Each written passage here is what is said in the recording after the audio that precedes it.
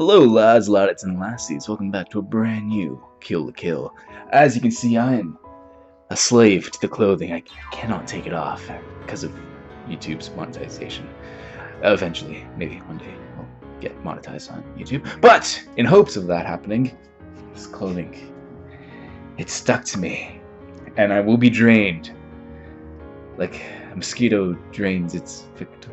What is a good analogy for that? I will be drained unless Ryuko can convince Nudist Beach that Senketsu has feelings. And he's not just a weapon, because that was the confrontation that we left off on last time.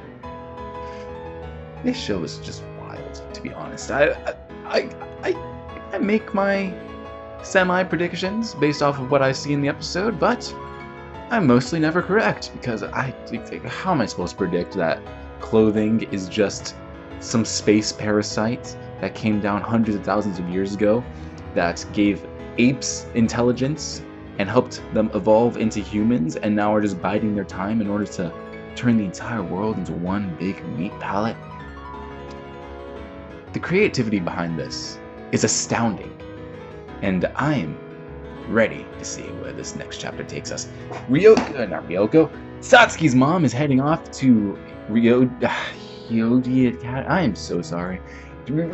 Satsuki's mom is heading off to school. Satsuki's like, oh yes, expect a warm welcome. And then like the music started blaring as she had like a really cool grimace. Like something's up. So there's going to be a conflict there. There's they are not working as together as they think they are. And let's just get into this episode. Links down below to watch the reaction because of YouTube's copyright system, and then come back for the discussion, because the discussion is just me talking about how wild this show gets. It's basically a brain fart, and it's not something you want to miss. But let's get into this right now.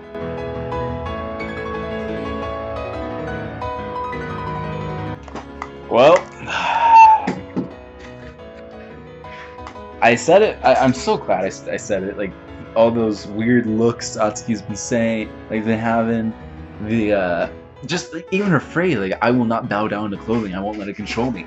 It all led up to this moment, and I'm so glad. I was like, you know, I don't think there were some points I doubted myself, because I thought that her and her mother like would have clashed a little bit more, but no, Satsuki's just been this double agent for so long. Like, most impressive indeed, Satsuki. You made me even know. Like, I was like, maybe they're just not seeing eye to eye, but they're still working together sometimes. And then other times, I was like, something definitely is going to go down with that. But the thing is, then why did she let her get this far then? Was she purely waiting for Ryuko to turn up and then she was going to do it? If Ryuko showed up earlier, would she have done it? Or why wait until everyone's been swallowed? I mean, I'm sure there's still a chance to save them. I don't think they're going to kill Mako's family off. Right? They can't. That'd be too dark. They can't do that. But, yeah, alright. Okay, I even said, I have a feeling we're going to see Satsuki and Ryuko team up against her mom. And, even the intro, we see Satsuki blowing away a ton of students, even though that those are her students. Maybe her mom does something and take over them, but we see Satsuki like blowing away a bunch of students, but then she goes right into a fight with Ryuko, which is a clever little way of going and then oh, it's like just a little hint to what we are gonna maybe see. But the students, I have a feeling, probably gonna be brainwashed by the clothing, and that's why she's fighting them. Are we gonna see Mako fight her parents then? If everyone gets brainwashed here, why did she wait so long? It seems risky unless she knows that there needs to be a second part of the activation process. Man, that was so metal. Just in the middle of her mom's speech, just run her through, throw her onto a cross. Man, I was even questioning like if Satsuki was even okay with this, because from the way the mom was speaking, I wasn't even sure if like the Elite Four would have been safe from this transformation. but it seems like only the clothing that they made for like the dress code clothing, it seems like that one was the only thing that was affected. Because I was like, Satsuki cares a lot about the big four, or the big four. Sorry, the big three, the elite four. It's like she cares a lot about them each. So I was wondering, does she know that her mom's gonna sacrifice them to the clothing parasites? But no, they were exempt. So we're gonna see them fight with nudist speech probably against her mom. But we also have Harume, I believe her name is. Harume, she's an agent of chaos. Harume versus Mako. Just two agents of chaos. Actually, I don't even think the world can... I don't think the world would survive. That's like two Saitamas punching each other at full speed at the hardest force. It's like... I don't think you can have two agents of chaos like that just next to each other. But yeah, we have Harume. They need to take her down because she's incredibly dangerous. I don't even know if the Elite Four can do that. I mean, sure, they got upgrades, but how much better did those upgrades make them? It's, ooh. Even though it is excellently foreshadowed, I am loving this twist. We learned a little bit about how teens have a higher tolerance towards life fibers. I guess the older you are, the harder it is for your body to adapt to all this extra stress that you're being put under. And then of course the younger you are, I don't think just how functional can you be. So teenagers being able to like adapt better to life fiber clothing, that, I mean, it makes sense why Satsuki's building a school to build her army. And yeah, they're just using life fiber clothing to take on the life fiber thread. This is a big arm. They have an army now, but the question is, how much of the army do they have? Is it under her mom's control? Is it under Satsuki's control? Like, how are they going to get everyone out of that big red bind that they're literal bind that they're in? And when we learned about Trigger's sister, the flashback that we had way back in episode 5, when we find out why Trigger is so against clothing, is because Ryuko's dad made an experiment and his sister was one of his researchers, and she volunteered to help him with the research, and it cost her life. It was probably like the beta Senketsu, you know? It's like, how many people had to die in order for Senketsu to be made? Like, how many people like had to sacrifice their lives in order for the Senketsu to be found, and the secret to controlling these life fibers on Nudist Beach's part, because they only have Senketsu. He's probably the first and only one that they made, specifically for Ryuko too, because of her dad wanting to have her. Like, even though she'll be thrust into the battle, like either way she's going to be thrust into the war. Like if she was just a passive player, like the world would have been taken over. So by making her a mega piece of the war, a very important chunk of the war, he also ensured that she'd be the most protected of them all. It's pretty cool. And yeah, Senketsu bonded to Ryuko by blood, literally made for her to wear. I wonder, because the other girl, back in episode 4, I believe, she took Senketsu, and she was able to transform with him, but she wasn't able to do anything with him, because Senketsu is like, oh yeah, no, I'm not letting her use my power. It's like, it's his choice. The way he phrased it didn't seem like she can't activate my power. It just seemed like Senketsu was like, yeah, nah, why would I let you do this?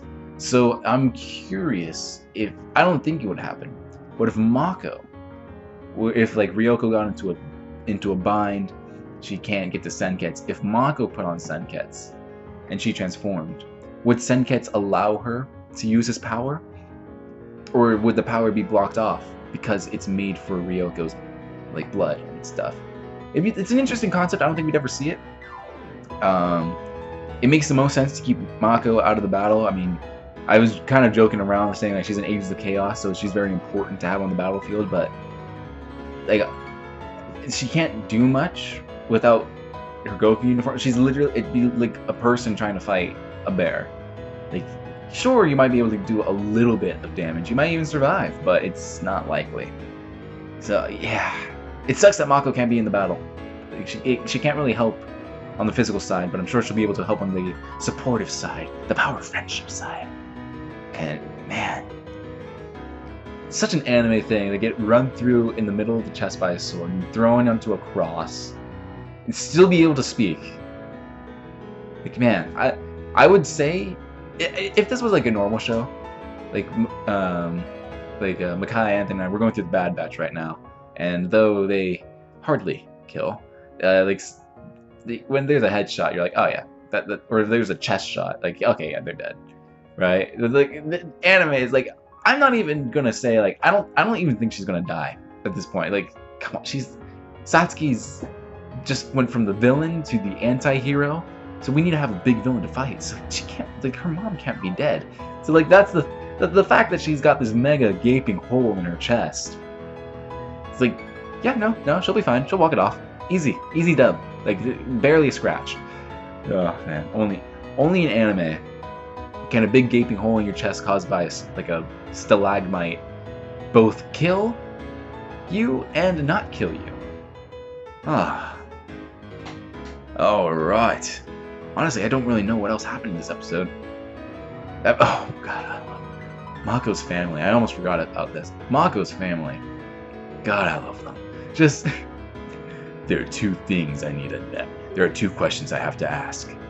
Is Mako safe? Or are Mako and Ryuko safe? And they're just got the Chad face. Like this super chiseled face. Brilliant. Like, he buffed up too. Like, he still had like a bit of the gut, but it wasn't like the cartoony side. It was like, but it was so good. Like, the physical humor in this show. Again, only anime can do this.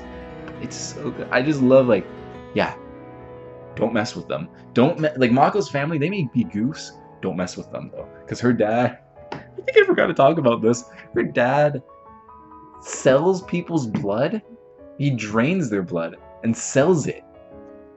Illegally. It's not like, oh, yeah, blood donors. No. Yeah, don't mess with this family. They will mess you up. The thing, it's like, I was gonna say it's like a crocodile. It's the one that you don't see that gets you.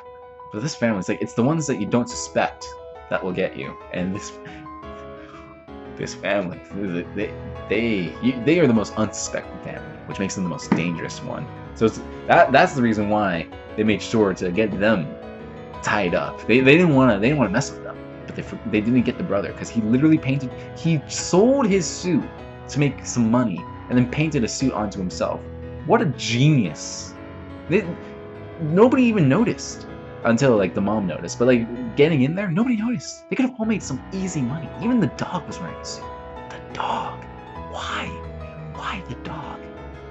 Like, because life fibers were made for humans. I'm sure they could. They've shown, like, animals can use them. But the life fibers specifically chose humans. So, like, just making the dog wear an outfit. And I love Gamaguri going, ah, yes, a family where even the dog introduces himself. Like, yes, this is the these are his standards. My dogs don't introduce themselves. They'll bark at you. Like, they'll just bark at you until you leave. They don't introduce, like, I guess that can be called an introduction, but that was a perfect introduction by that dog. Oh man, I'm excited to see next episode. I really want to see how Ryuko is going to react to Satsuki being on her side now. Or not necessarily her side, but more being like an ally to her. Because they've been fighting for so long. Especially since Satsuki's the one that ordered Harume to kill her dad. So I'm interested to see how Ryoko's going to work with Satsuki. Like, what is she going to let bygones be bygones in battle, but still have a grudge against her? Is she gonna fight Satsuki either way? Is it gonna be like a one for all? So it's gonna be Satsuki, her mom, Ryuko, all fighting each other. It's not a 2 against 1 at all. It's just like they're all fighting each other. Or are we gonna take an episode to have Satsuki and Ryuko kind of make up, and then, like, we go eventually fight the mom? I don't know. Maybe maybe we have all of this. Who knows? Well, you lads know, because you've seen the series, I suppose, unless you're... I don't know why you're watching the reaction if you haven't seen the series. Man, this show's wild, and I love it so much. I do not have anything else to say, really. I mean, what do I say? I mean, I think I've made some predictions. Will they happen? No, probably not. But I'm glad I made them, so maybe I can say I called that. But yeah, lads, if you are interested in my reaction for next week, because I have a feeling next week some stuff is going to go down, hit the subscribe button, hit the like button, hit the notification button to be notified every Wednesday when I post Kill la Kill. And while you wait, you can check out my Gurren Lagann reactions, my Promised Neverland reactions, the My Hero Academia reactions I'm doing with Micaiah. Oh, Gravity Falls, Avatar: Last Airbender, so much on this channel. It all varies. Sometimes I do some solo reactions, sometimes Micaiah and I do some duo reactions, and then we got the Trinity, the big three, where we do some shows, Anthony, Micaiah, and I. Ugh, it's a fun time. And yeah, lads, see you next week for more. I want to get into this next episode right now. Oh.